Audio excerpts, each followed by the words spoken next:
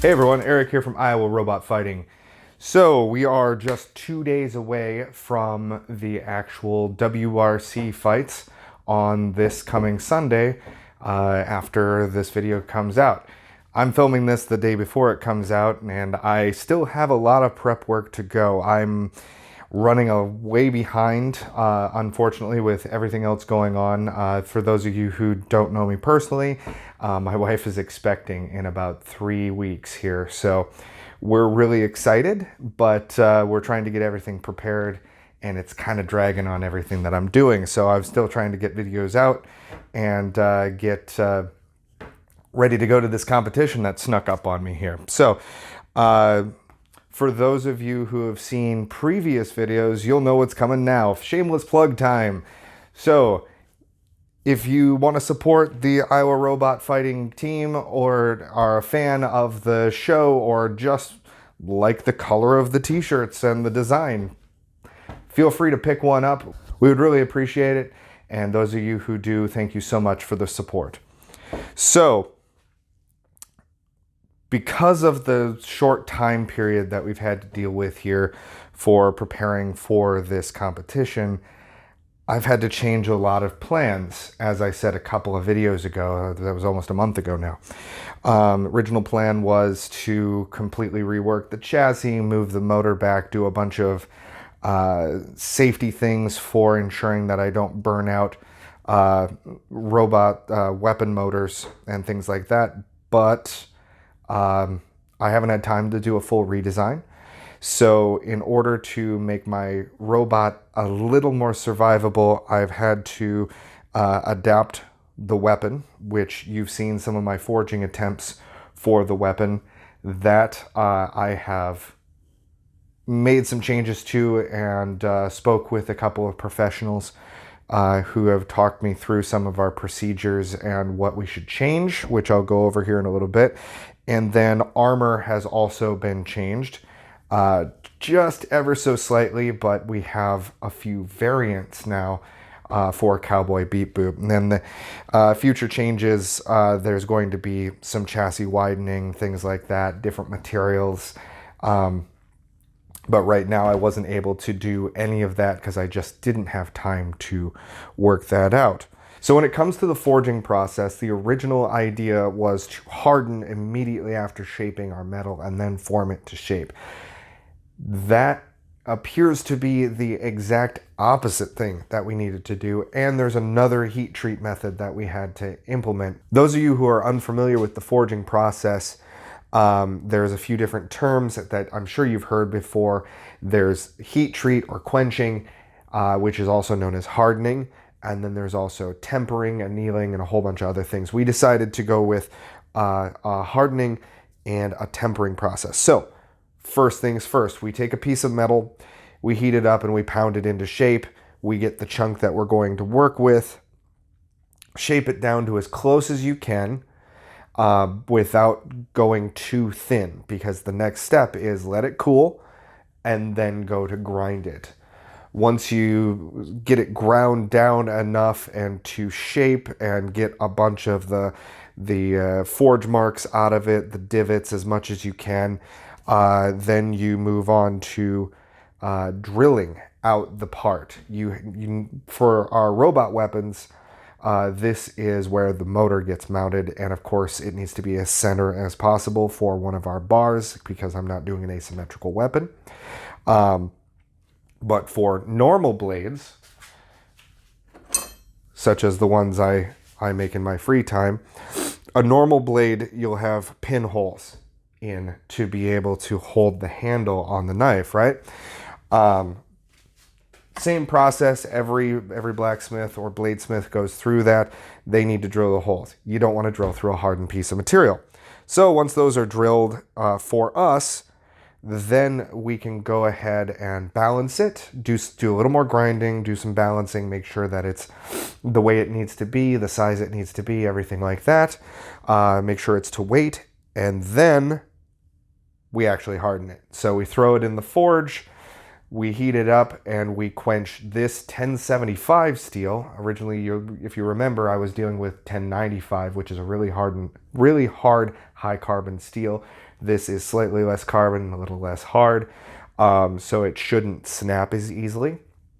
But you heat it up, you dunk it in oil, you'll see some flame, it'll boil the oil, ironically. Then from there, it needs to go into an oven. So I did this for 2 of my blades. They went into the oven for about 2 hours at 500 degrees. Not every oven can go that hot, but luckily mine can. That process is called tempering. So originally it was quenching, then it's tempering. What it does is when you temper it, it brings down the hardness and makes it a little more pliable, meaning it's less likely to snap under high stresses and high impact. After the tempering, then it comes out, because it was covered in oil, it's going to be black and charred looking.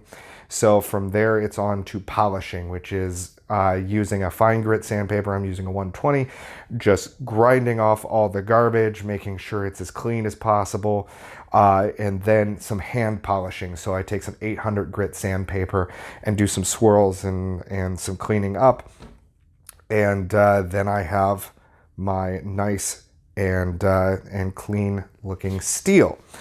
So those 2 pieces of steel are right here. And you'll notice that one is slightly bigger than the other. And the weight difference for my small blade, let's take a look, because I can't remember off the top of my head.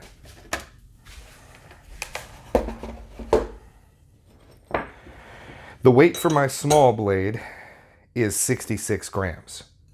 The weight for my large blade is 90 grams.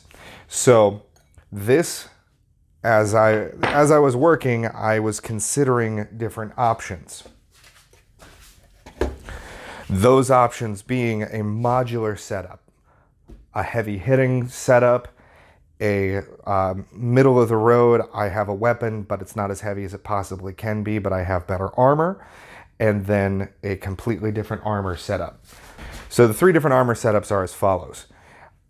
I have the original light armor plate. This is for opponents that don't have a vertical spinner and are unlikely to score any sort of damage whatsoever. I'll get rid of the side panels that were originally covering the wheels. The front panel will just be on there to be able to, ensure that my electronics stay inside. This lightens it up enough so that I can use my heavy blade. With my heavy blade, I have a lightly armored and heavy hitting robot. But this doesn't work against robots that can hit just as hard. So, in instances in which I can't run light, or can't run light on armor, I'll equip my lighter blade and then reattach my side panels. Okay? And that's all well and good, except in the instances in which I know that I'm so outmatched that I know they'll get through aluminum armor like that. When that's the case, forget... Oh, I'm sorry. It'll be this, the side panels, and then a different setup of aluminum armor with my light bar. For those of you who have seen my fight videos and synopsis of what happened in the Minneapolis tournament, this armor was rent very easily from the bottom because there was a lip for my opponents to catch. So in order to remedy that, I created a folded section, which is more of a cap on the front of my robot, which allows for a rounded section, which is locked in place. If they get under this, I'm still screwed, but at least they don't have an exposed area to grab. And that will be paired with my side plates and my light bar. Right? Okay. So, in the instances in which I'm so outclassed that they're likely going to rip my weapon straight off, forget the weapon then. Go with one of my dead motors, because I have those, just to keep my weight up.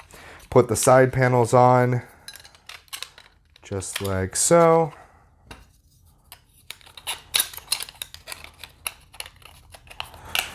Side panels on, and then a brand new galvanized steel front end.